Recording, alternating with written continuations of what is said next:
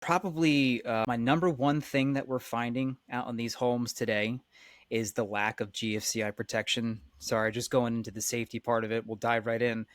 These systems are put in place to make sure that you're safe. GFCIs are specifically for water and electricity that mixes. These receptacles that are implemented in homes or breakers, because you can have either or, is a safety mechanism to cut the power to that specific area. God forbid water was mixing, and the way it tracks it is circuits. Electrical capabilities are in a circuitry. They run in a circuit, and the first time that this GFCI receptacle or breaker detects a milliamp off, it shuts it down. And that's what makes it safe to have in the homes. They didn't implement these things until, gosh, I don't know the exact year of when GFCI was implemented. Maybe, what was it, the late 80s, maybe the early 90s, in all frequent locations, meaning wet locations, exterior garage. When I do 70s and 80s homes here in Havasu, the only place I find GFCI protection is the kitchen. That's the only area. You are required to have it on the exterior, the garage,